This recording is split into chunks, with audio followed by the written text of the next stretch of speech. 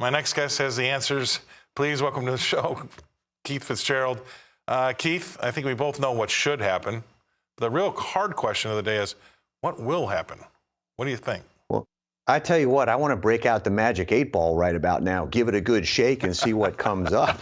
It's, at the risk of dating myself, the problem we've got is what should happen is plain old common sense. But what will happen is written by the international laws of geopolitics and people a heck of a lot smarter than I am, or arguably who are out in a different pasture than I am.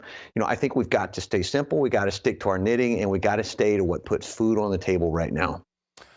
Yeah, I mean, that's going to be hard. I really, for the first time, I mean, you've been calling for this for a long time. I know you had a $100 oil call maybe 6, 7, 8, 10 months ago. I can't remember when it was.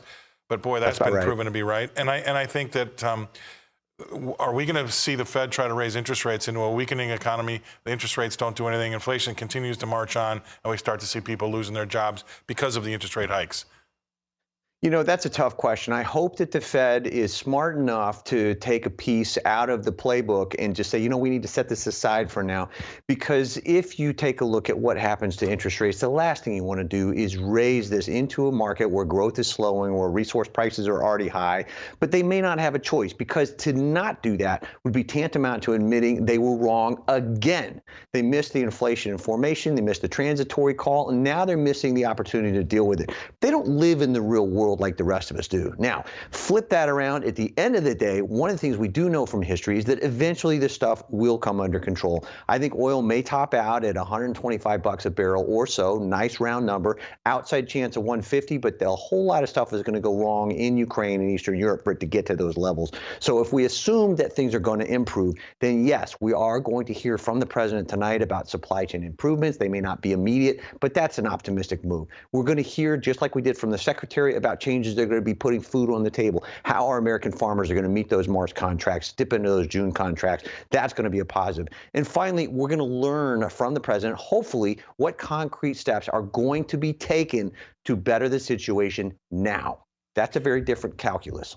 Yeah, right. And it's he's got one heck of a job to do tonight, and obviously I'll be watching myself. I mean, I think that what should be more genuine, Keith, is that we keep talking, or they keep talking about how this is the price for freedom and democracy, all these high prices because of what's been happening over. I don't buy that. Neither do I. And I said it this morning on another show. But here's what I would like them to say, and I think they would get a lot more kudos if they said, hey, the price for bringing this back under control is going to be higher interest rates. We might see the economy turn down for a little while, but that's what we have to do to tame this inflation monster, because we're not going to be able to tame the inflation monster and let growth just carry on. That's not going to be able to happen. So if they had that honest conversation saying these job losses, the slowdown in the economy are the price we're going to have to pay to get rid of the monster called inflation, I think that would give them credibility.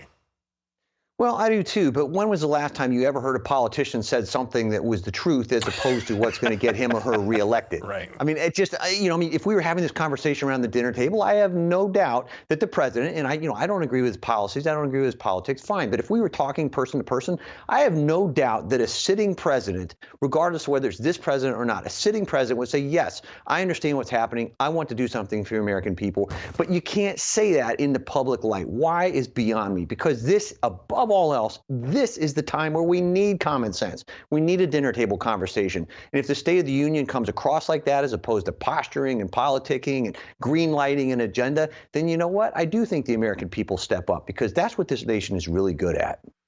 Right. And so, I mean, where does that leave us? You talked about timeframes. That's what I really wanted to kind of get out of you, too.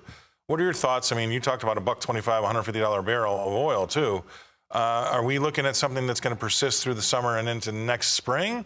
Or are we looking at we're getting close enough to being white hot? This might burn itself out.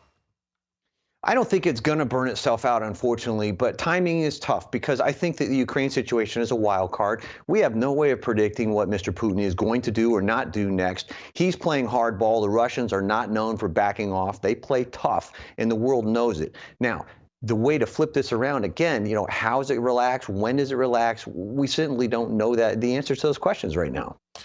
And what really doesn't irritate me, but I just wanted to steer clear of it on my show, was that everybody keeps talking about what should happen, right? We need to pump more oil, open up the Keystone, and stop spending money. Okay, we know that, but I also need to be 6'6", blonde hair, blue-eyed, and lose about 100 pounds, right? I mean, those two things aren't happening, okay? So let's talk about what might happen. And so what do you think that they could do tomorrow to get us, help us get out of this mess, ASAP? Well, to me, it's pretty darn clear. They'd reverse the energy policy. They'd immediately reinvest in the energy industry right here in the United States. We'd bring back oil production. We would renew leasing on federal lands. We'd continue to pursue the EV agenda, but we'd do it in ways that make sense for the consumer and not provide incentives and tax breaks, but actually putting people to work. That's where the litmus test is in my mind. If we're going to go back to work, bring the American government in and create innovation, create the move forward, provide the jobs.